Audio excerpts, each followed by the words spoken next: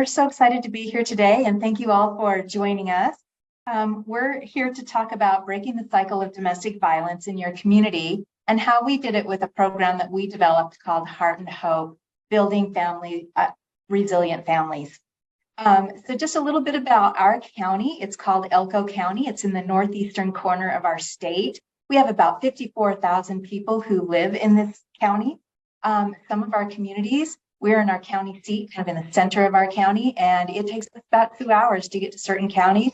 So our northern border of our county is Idaho, and our eastern border is Utah.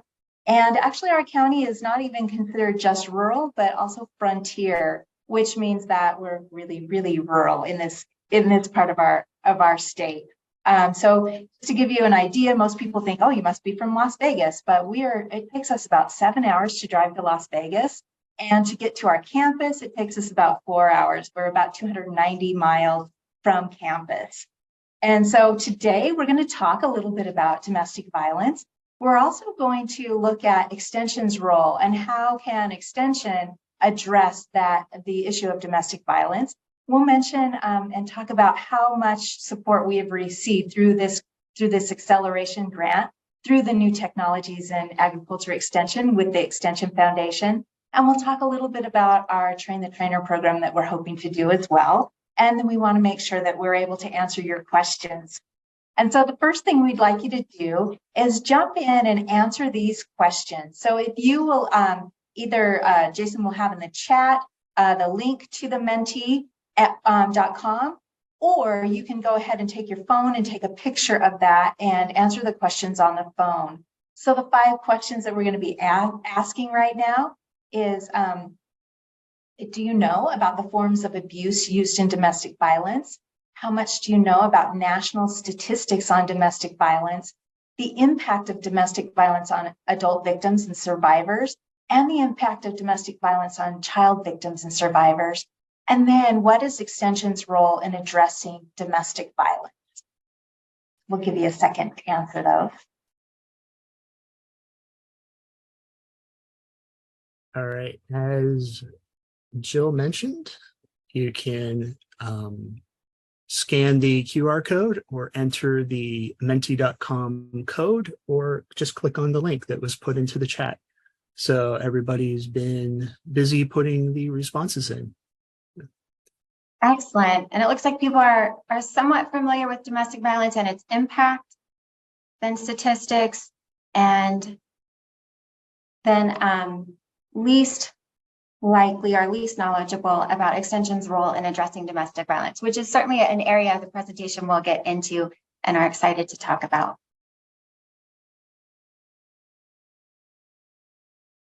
Thank you for answering those questions.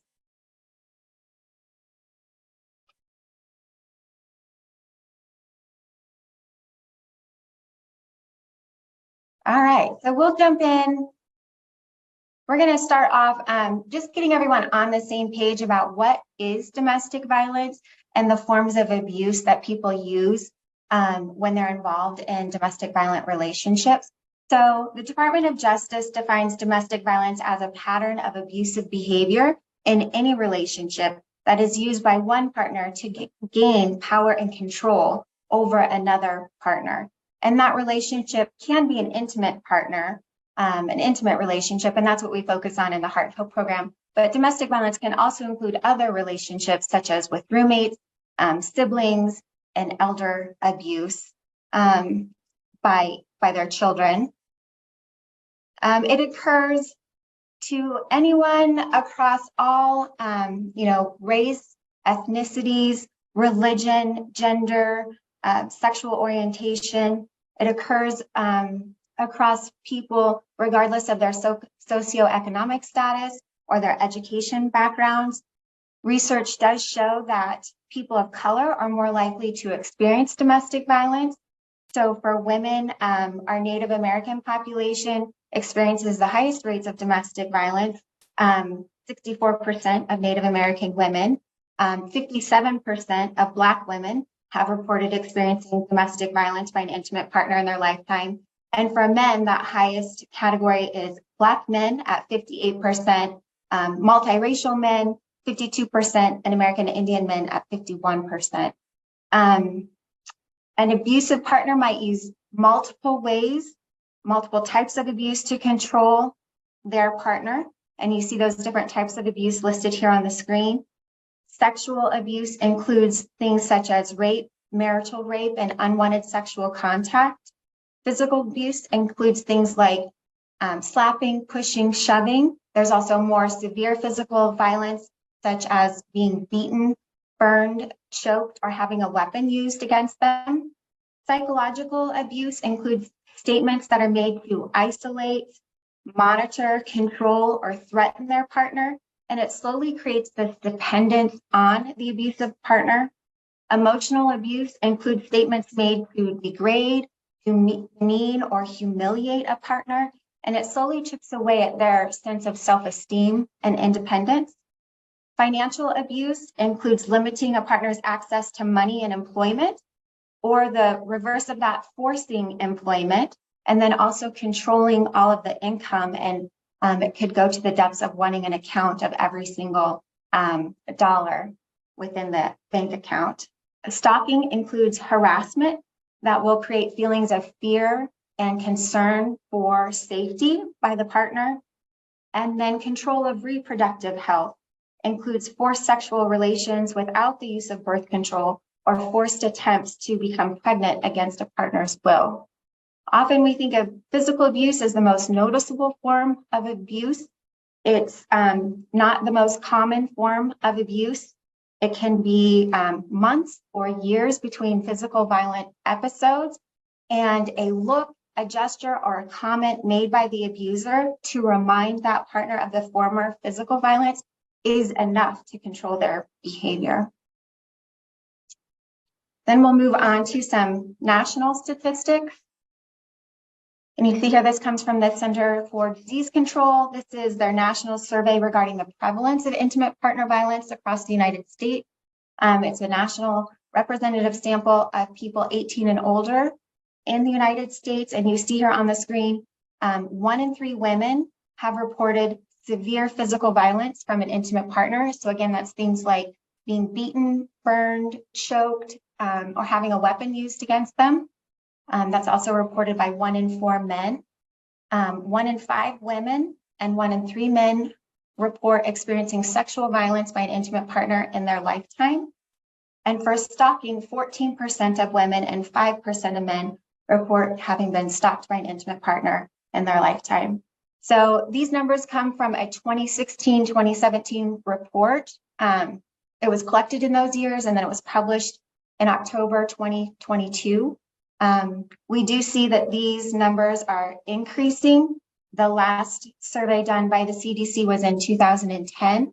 The numbers are higher in that area of severe physical violence and stalking. So in 2010, it was 1 in 5 women and 1 in 7 men reported experiencing severe physical violence. For contact sexual violence, that's roughly the same as 2010.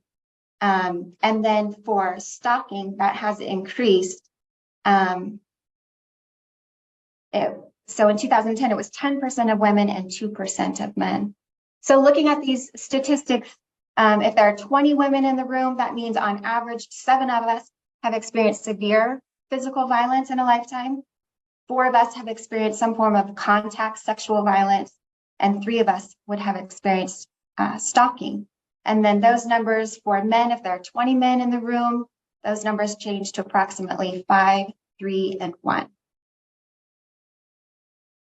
Thank you, Julie. Now we want to kind of mention a few of the effects of domestic violence on victims. And this is a very short snapshot. There's lots of research and articles on really what those effects are, but we wanted to just highlight a few. So research shows that domestic violence on adult survivors and their children can remain long after the abuse stops, but not all victims experience negative outcomes. So there are certain factors that affect that. And those would be individual factors like age and temperament, and also environmental factors, such as how long the person was in the abusive relationship, how severe the abuse was, and whether there were resources and support systems available to the person. And those factors either increase or reduce the presence of negative outcomes. And so when we look at adults, we know that they experience many negative health problems, certainly anxiety and depression, and even PTSD. Oftentimes when we look at adult survivors, their PTSD can be just as bad as someone who is on the front lines in Iraq or in our recent wars. And also chronic pain is a huge issue for our adult survivors. And I won't go into all of these, but I just want to share a few. When we look at babies, especially babies, oftentimes I'll hear people tell me, well, she was just a baby, so she wasn't affected by the domestic violence that her mother experienced or her parents experienced. However, what we know is our very youngest, sometimes without any interventions, can suffer the greatest.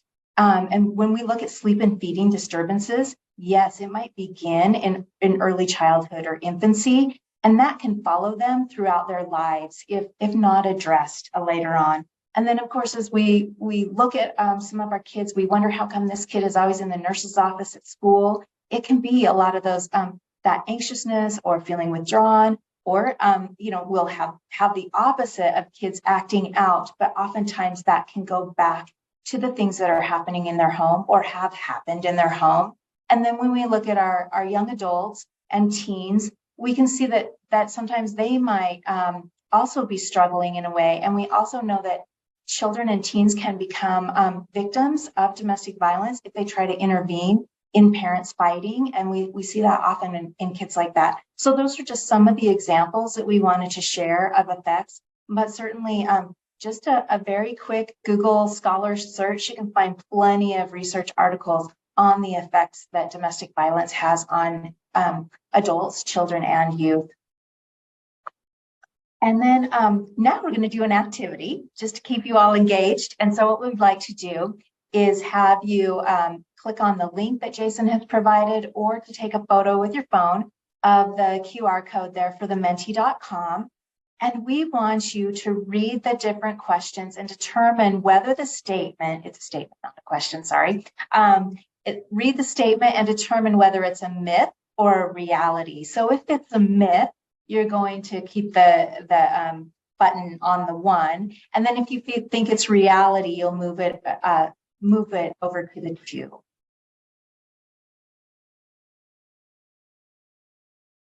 All right, and I'll share screen.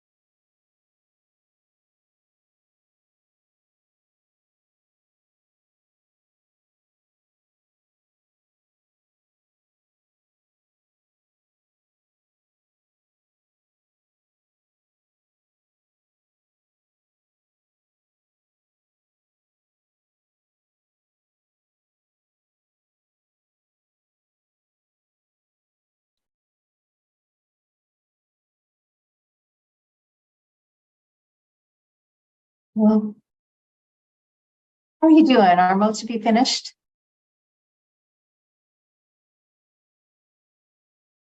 The poll will continue to be open after I stop sharing the screen. So do feel free to continue to vote for the couple of you who just entered while we were doing this. So it'll still be up. Thank you, Jason. Yep. So we'll go ahead and keep moving along, but feel free to participate in the poll. So our first statement, abusers are violent in all their relationships. That would be a myth. Many abusers only abuse their targeted intimate partner. And oftentimes I should say that domestic violence, we typically more in the academic world, we would use intimate partner violence.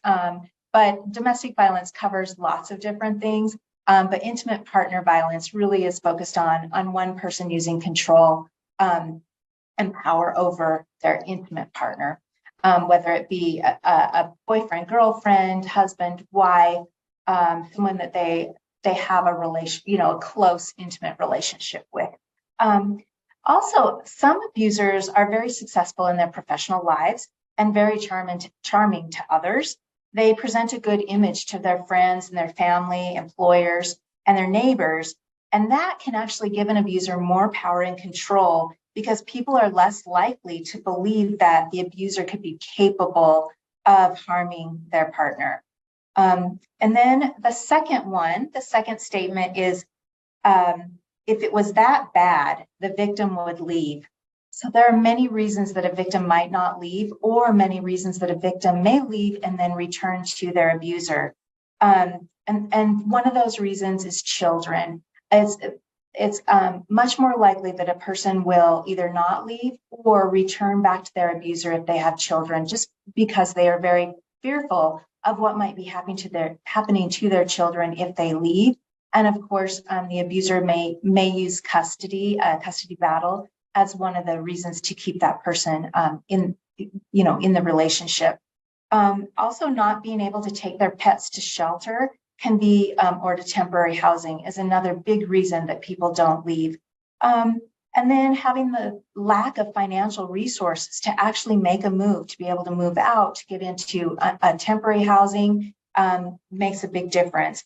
And then housing is a huge reason that people don't leave. They might get temporary shelter in a hotel or in a shelter, but that only lasts for so long. We had a family who participated in our program who had been out of the relationship for quite some time, but for different circumstances ended up in a hotel room with 3 children. And can you imagine trying to keep 3 kids quiet in a hotel room all day long?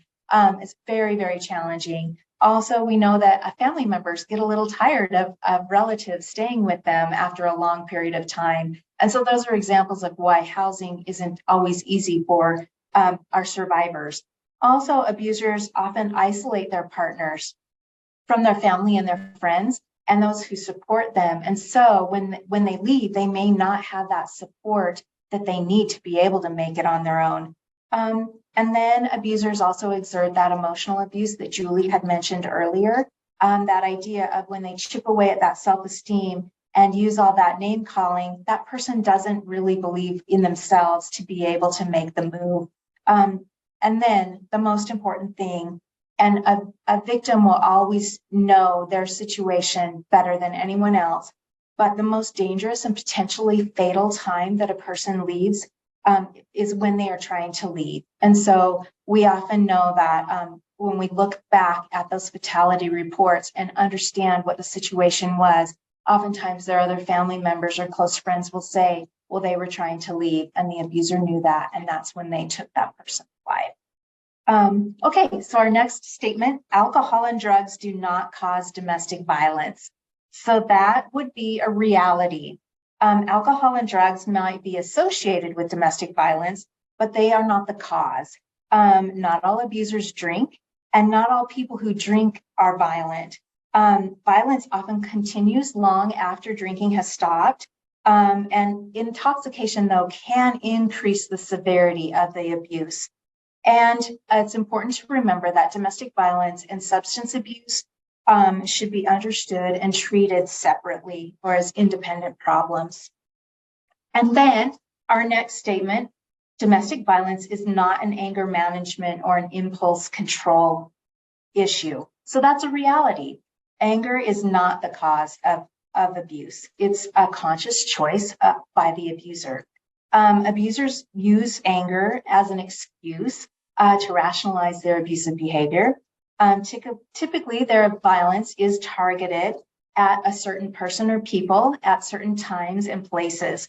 And oftentimes they choose to abuse their partners in private and might take steps to actually hide the abuse so that others don't know or see it.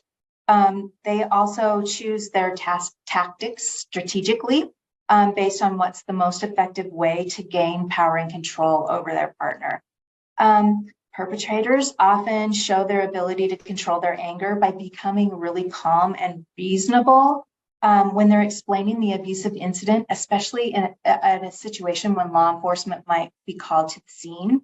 And then it puts the victim or survivor in a really horrible place because that victim appears very agitated and hysterical, or the one to have provoked the incident. So it puts them in a really difficult situation. Okay, our final item on the poll was boys growing up in violent homes will become batterers and girls will become victims. That's a myth.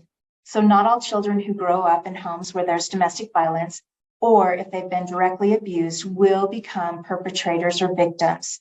But children from homes where there is domestic violence present are at greater risk for those outcomes than kids who did not grow up in homes with domestic violence.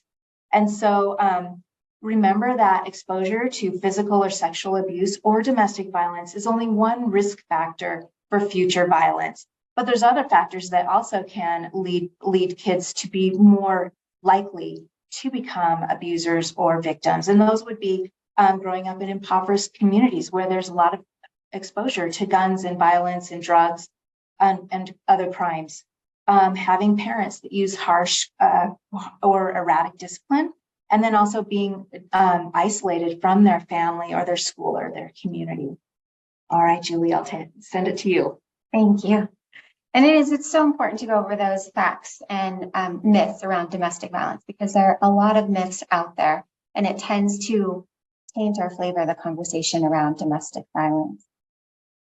So here you see on the screen, these are 6 broad strategies to prevent domestic violence in our communities. And this comes from the Center for Disease Control. This is their technical package for programs, policies, and practices to prevent domestic violence across the lifespan. And so you see here, teach safe and healthy relationship skills, engage influential adults, disrupt developmental pathways towards violence, create protective environments, strengthen economic supports for families, and support survivors to increase their safety. You know, when I look at this slide, I think of all of the work that Extension does and the amazing array of programs offered in communities. And we are preventing domestic violence through our programs, whether or not that's the primary goal of some of our Extension programs. And so specifically, you know, we have lots of programs out there that are aimed towards teaching social and emotional skills for youth, healthy relationship programs for couples. I think of all of our preschool enrichment programs going on throughout the country. And really, we can expand the recruitment and cast a wide net for who participates in these existing Extension programs by the creative ways that we reach out to these families who are at risk for domestic violence. And so I think about as program staff that we expand our recruitment to all neighborhoods and communities, and thinking about places such as low-income housing locations, food pantries, immunization clinics. I think about child protective services and the great staff there, social workers there who know families, know their needs, and see how programs can help meet those needs. I think about recruiting at family court, juvenile probation, family resource centers, disability resource centers, the district attorney's office, and child support office there. Although technically not a prevention program, Heart and Hope does teach safe and healthy relationship skills and disrupt developmental pathways toward partner violence. And then we'll move on to this intervention space. You see here on the screen, these are 5 broad categories of protective factors that help reduce the impact of domestic violence exposure among adults and children. And this comes from the Department of Health and Human Services, the Children's Bureau there. They service children in foster care, homeless children, children who've experienced child abuse and domestic violence. And so, you know, the Heart and Hope program provides some service and resources in each of these 5 broad categories. We focus primarily on those last 2 on the screen, the nurturing parent-child interactions and providing social emotional skill building activities.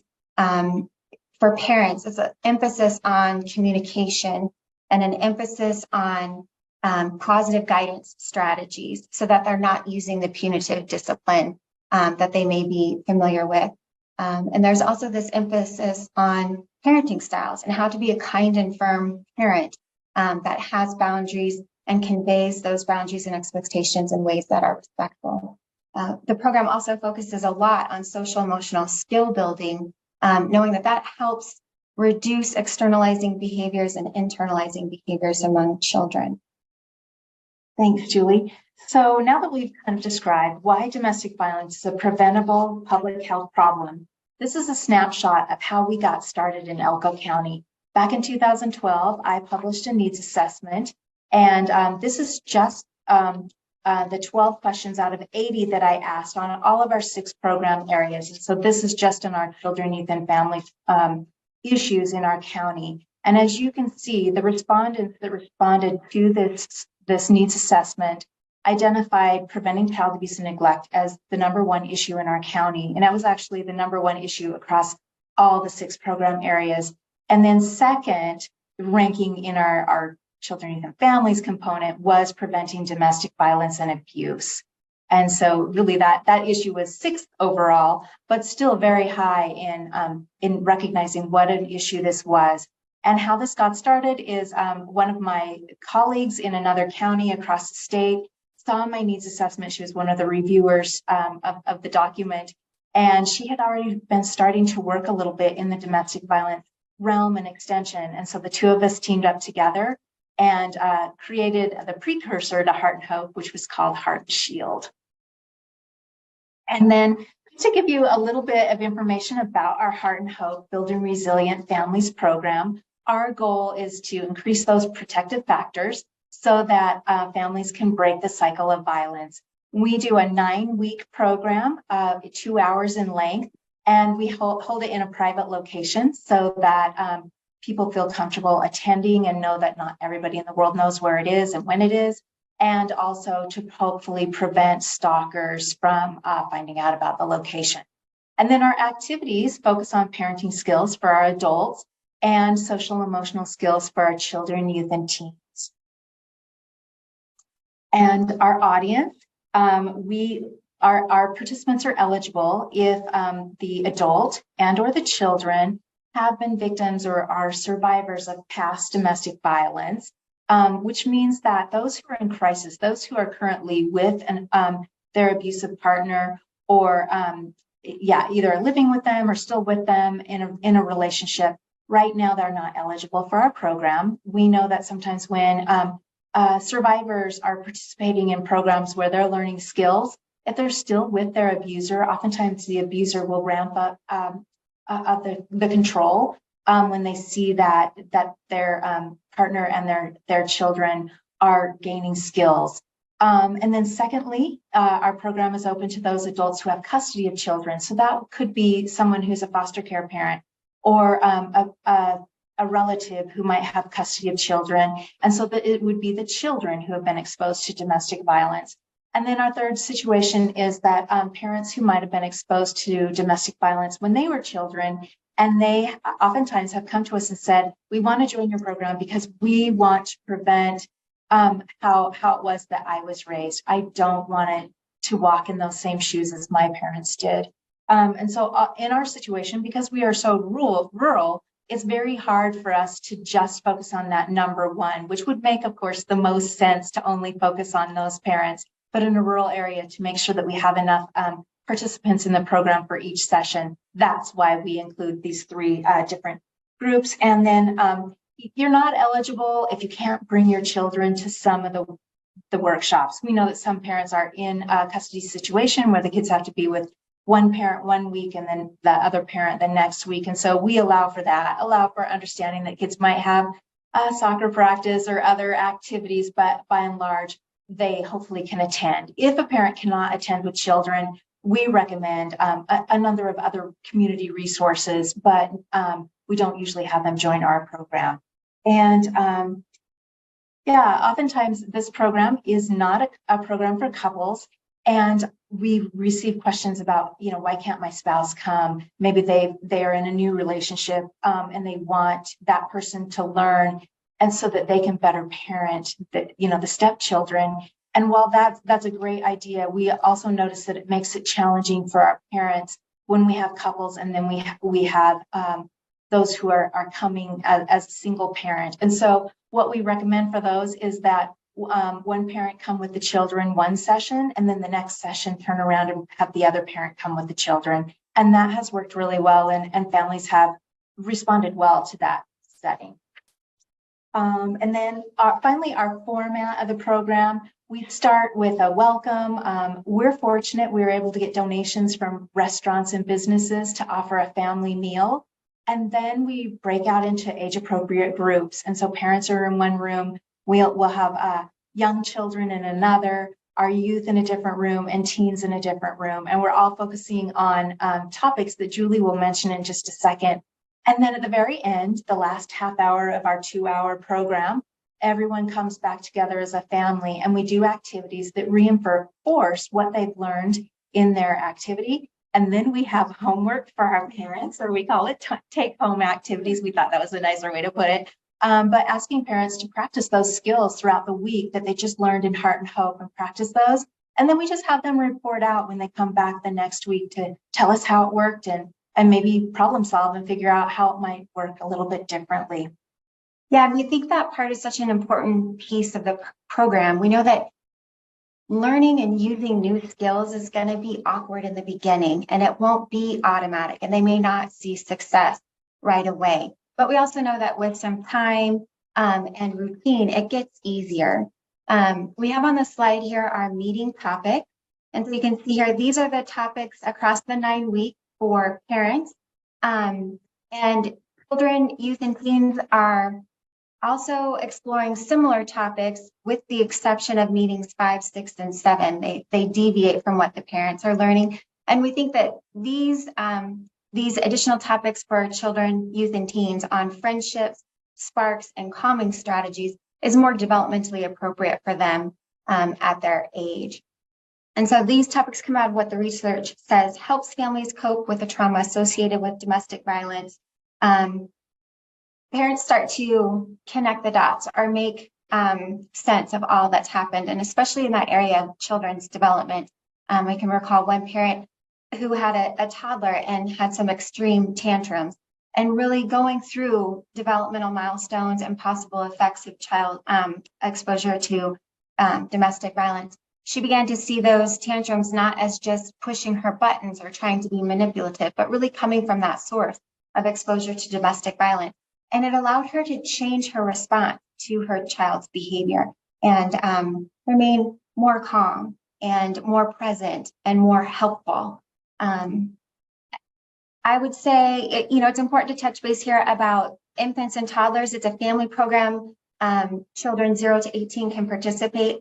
Our youngest participants, infants and toddlers, are enjoying play in a supervised setting with staff that have often been child care providers in other settings. We use a fun to play curriculum from UNR Extension, and it's a way to set up activities that are quick and simple with materials and supplies that parents may have at home. And then it helps them explore and grow in those different developmental categories. And then as children age into elementary school, more of the focus is on friendship skills, social emotional skills, including self-regulation, self-control, talking about feelings in healthy ways. And then as they move into youth and teens, that focus changes into sparks. What are their strengths and what interests them? And then what are those healthy qualities to look for in not only friendships, but also in dating partners as they begin to date. We have a very short video clip here. This is 1 or 2 minutes long, and it is from one of our prior participants talking about the topics within the program and how it benefited her family.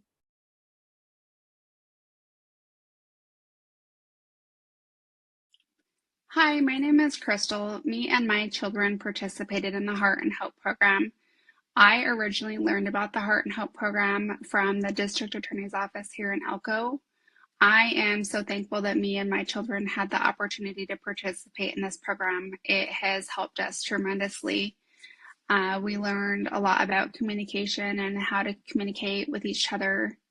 We learned about social and emotional awareness, which was really important coming out of a domestic violence relationship. It was important for my children to know that they could communicate with me and that their feelings are important too. We learned about conflict management, which was huge, especially coming out of that domestic violence relationship. They've seen the conflict and they now know how to properly deal with conflict. I also learned about the different parenting styles, and with 5 children, each child is different and they kind of have to be parented different at times. So that really helped as well. I feel like this program helped myself and my children grow tremendously. A big part of this that really helped me would be learning about relationships and the red flags. And I feel like that's important coming out of that domestic violence relationship, to know those red flags and to watch for those so you don't end up in that same relationship. You want to keep your kids safe. And I feel like this program did that.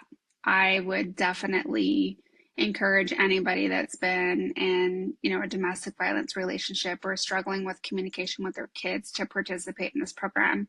You'll definitely gain a lot of skills and knowledge from participating. Love that. Yeah, it's great to hear. It is. And I'll turn now just to give an example of what parents talk about in the Heart and Hope program. And this is specifically in our communications workshop. We go over good listening skills, and eventually we turn our attention to what are some of the mistaken beliefs that children may develop as a result of being exposed to domestic violence. We're very purposeful about when we talk about domestic violence in the program. It comes up in children's development, the communication that I just talked about, and the parenting styles. And so I'll pose this question to you, and you can put answers into the chat. When children are exposed to domestic violence and they're trying to make sense of it, what mistaken beliefs may they develop?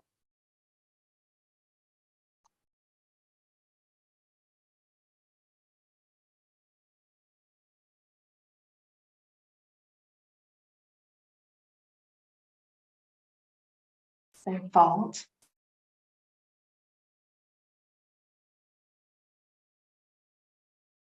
Right, and it can be things such as she or he deserved it. Those behaviors are normal in a relationship. Mm-hmm. They don't deserve love. They don't deserve respect.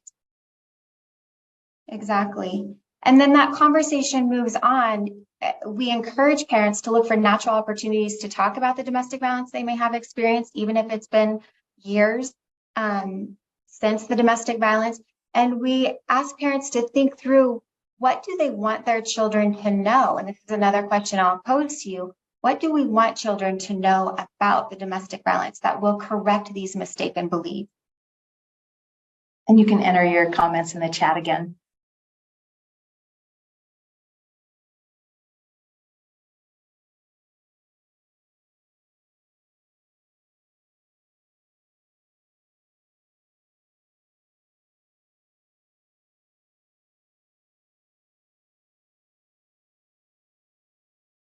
And on this slide, you see a long list of common misconceptions or mistaken beliefs about domestic violence.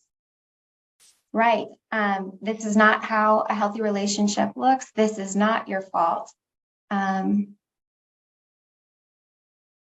We want them to know you deserve love and respect. I'm doing everything I can right now to keep you safe.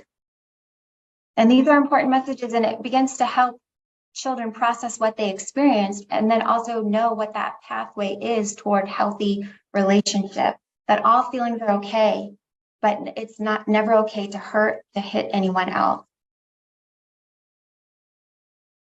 And so we have conducted some evaluations, and we used a retrospective pre-post behavior change tool that we administered at the end of the 9-week session. And this is a list of the types of skills and things that parents told us that they were able to change as a result of participating in our program.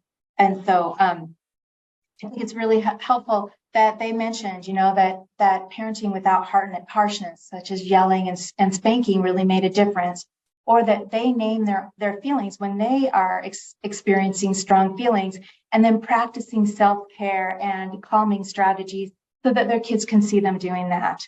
So you can look at the rest of the list, but we want to make sure we have time to answer some of the questions that come through the chat.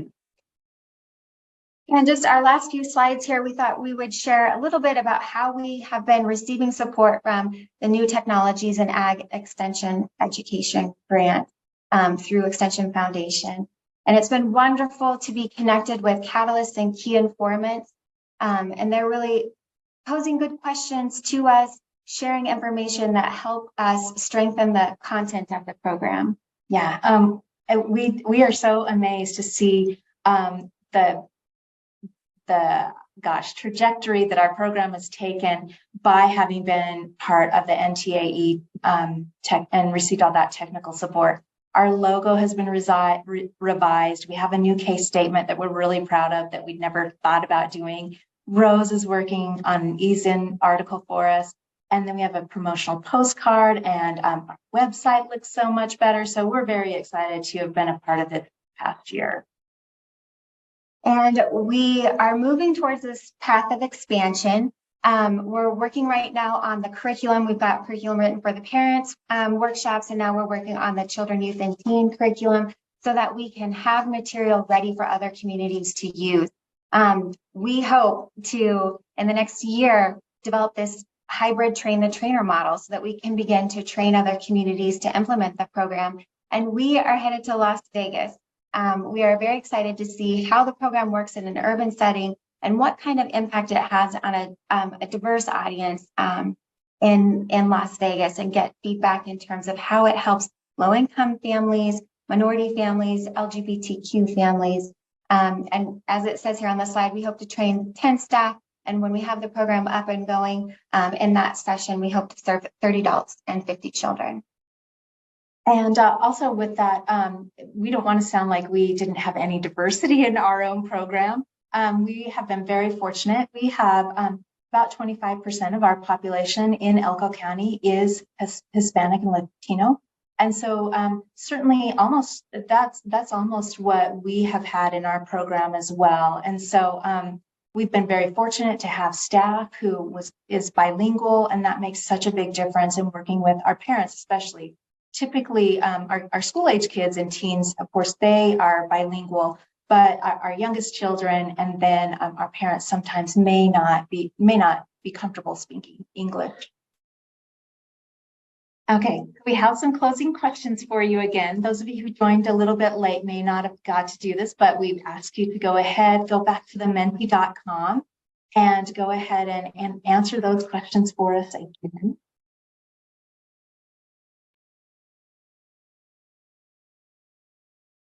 And here we're asking you to rate how familiar you are with the following topics after listening to this webinar.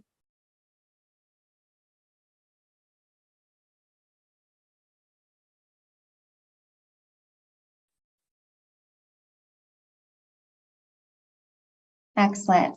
We see a lot of change. Well, thank you.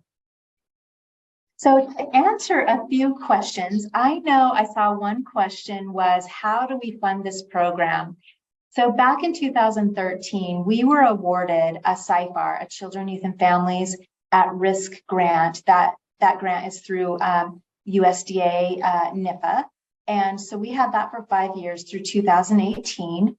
And then our second site actually had, our second site was actually based at a tribal community. And so that piece of the program did not continue on, and that was across the state, so it wasn't within our own county. And so we continued to do the program, and we were able to convince county commissioners to support the program. And essentially the support really is in the form of salaries for Julie and our other staff. And we're able to hire temporary staff to be our classroom assistants. And so that's how we fund our program.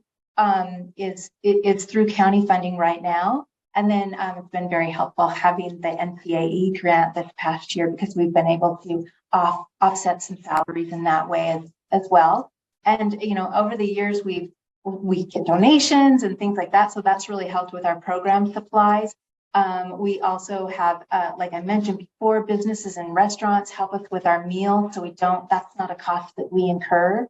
And then oftentimes there are different organizations and groups who feel strongly about domestic violence, and they're really happy to, oftentimes they'll give us a call and say, hey, I want to give you $100 or, you know, $500 towards your program. And so that has been very helpful. And then from time to time, we've had like mini grants from the hospital or other things that also help offset, especially salary and wages is really our biggest cost. And we're looking back in the chat, noticing questions. I hope that we see them all. If you don't hear us read your question, just put it in the chat again. I see one from Jennifer, 9 weeks, 2-hour sessions. Do you find participation rates to be low, and how do you market this? You know, recruitment is always delicate. Certainly we send out flyers through the schools. Is it one main way that we reach families. We also develop really good relationships with domestic violence advocates, child protective services, and other human service agencies in town that are working on the front lines with families. We make sure that they know about the program, that we have a referral form. They get permission from families to share their name and phone number with us, then we will reach out and start that conversation with them about the benefits of the program, when the next program session will run, and how they can register. So yes, being in a rural community, there are struggles with recruitment and retention. And I think that's the nature of this audience. If you know, they are balancing a lot. Some of them are not in immediate crisis, but they're making those steps out of crisis. And they are facing challenges. And we're so excited because we worked closely with Erin Wiebe on our website and putting like our registration form and things on our website and having it eventually we'll have a chat bot so that people can get answers quickly when they're thinking about it. Because we know that that's probably a big issue for families as well, is that not waiting between 8 and 5 to get a hold of us too. How are program attendees enrolled? Well, we kind of mentioned that it will be now through our website and our referral process. We actually once a year have a stakeholder meeting where we invite all those nonprofit organizations and government agencies who may interact with families. We invite them and tell them about our program. We're so excited to share all that we've done this past year with them this year, and let them know how they can refer families to us, because they really are a key to sending families our way. And then I think as time goes on, we have prior participants, and they become our best source of sharing information. And many of them will tell us, oh, I've been, you know, telling this family about the program, and I'm hoping this family participates. And some of our prior participants will come back and repeat a session if there's been a length of time from when they first participated, because they know that there's something new that they can get out of the program. I'm gonna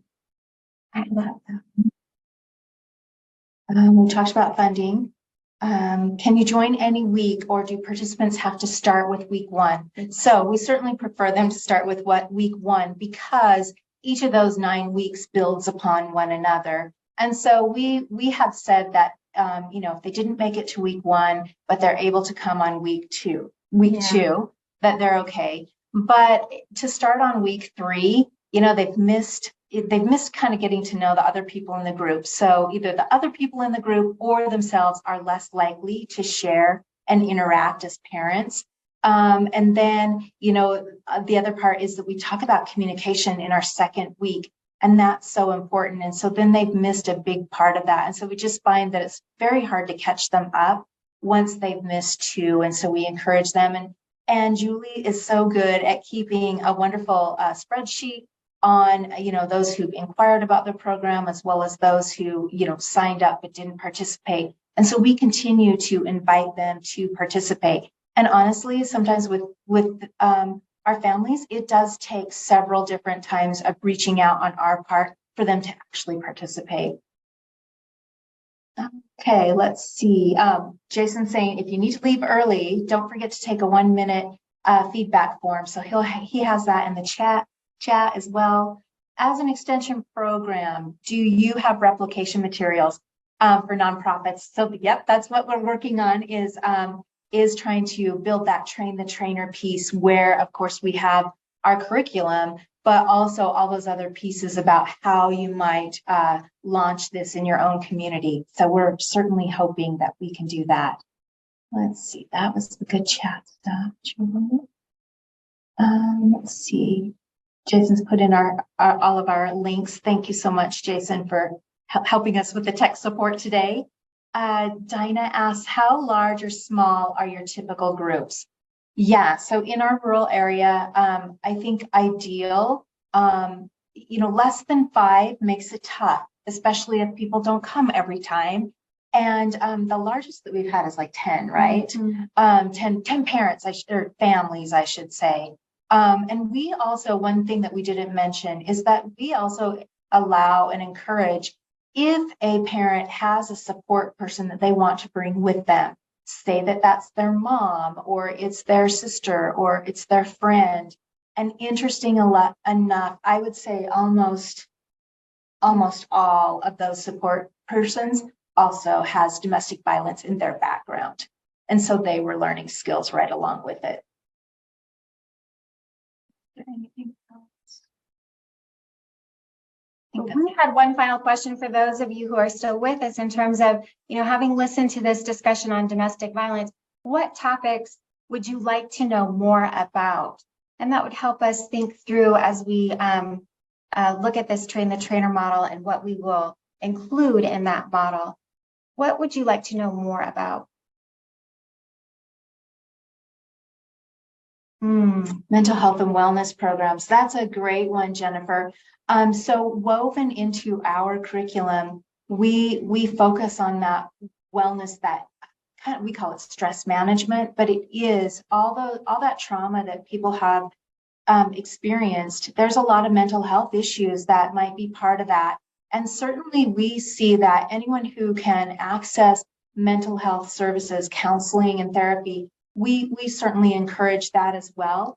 But we try to teach some breathing activities. We actually spend one evening on stress management, and our family activity is yoga. So teaching that breathing to the kids as well as to the adults. And at that time, a lot of the times it's the instructors in the family activities that teach the activity.